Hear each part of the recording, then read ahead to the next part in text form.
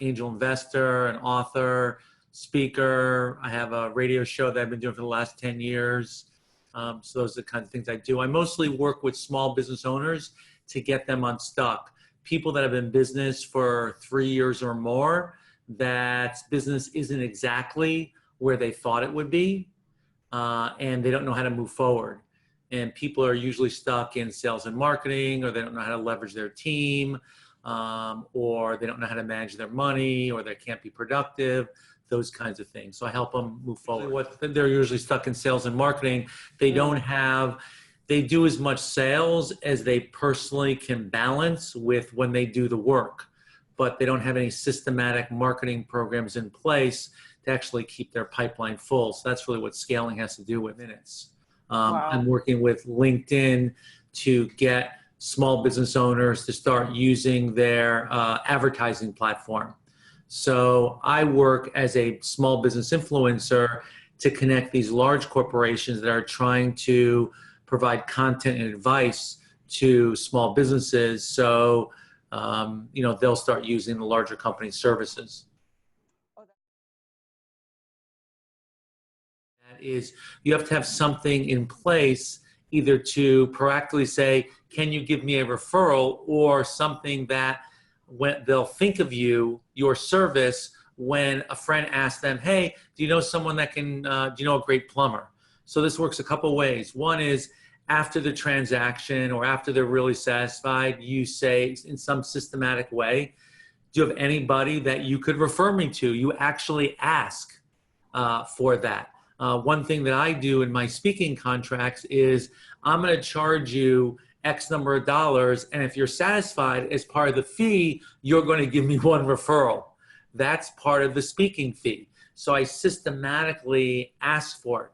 The other way is that you have to do some form of content marketing, which has come to mean that you have to reach out to people and try to help them, show them that you're an expert, because you have to be there when they're ready to buy again, or a friend of theirs is ready to buy.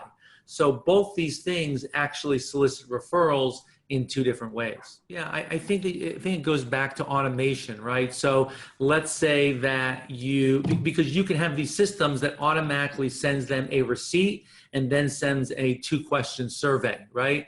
So for example, a 2-question survey could be, how would you rate us? Would you refer us to your friends and family? Whatever that question is.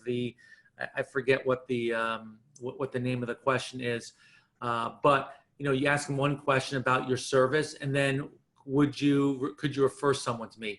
You do it on an automated type of basis, right?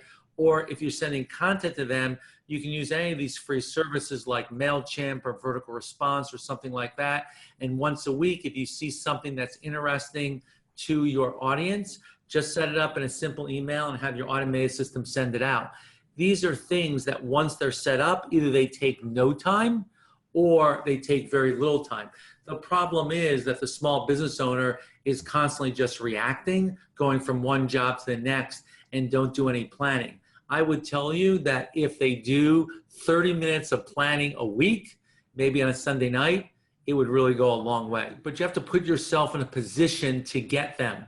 And the way you put yourself in a position to get them is, you see, we really can't sell anything to anybody. We have to be there when people are ready to buy. So you constantly have to remind them that you're there, but you don't do it on an advertising basis. You do it on an educational basis where you say, listen, so if you're a plumber, you send an article that says something like, the most dangerous thing in your home, which obviously is water, right?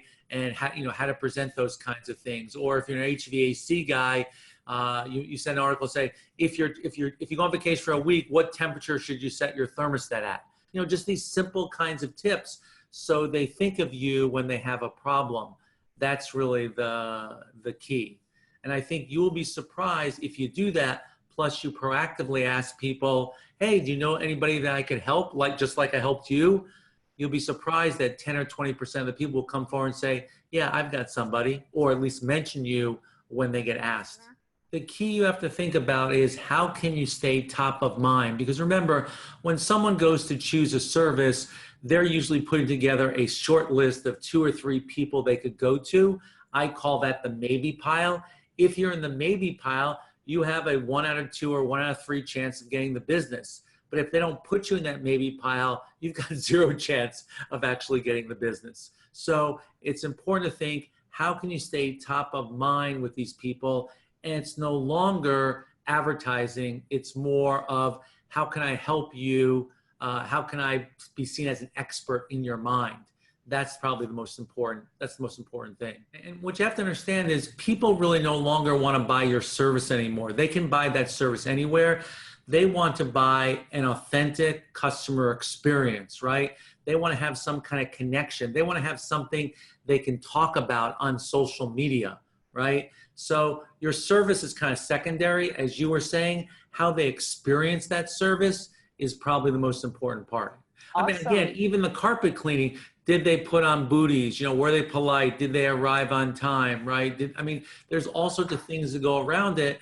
And that's why what a lot of companies doing is they map these customer journeys, right? What does every contact point with the customer really look like, and how can I improve that?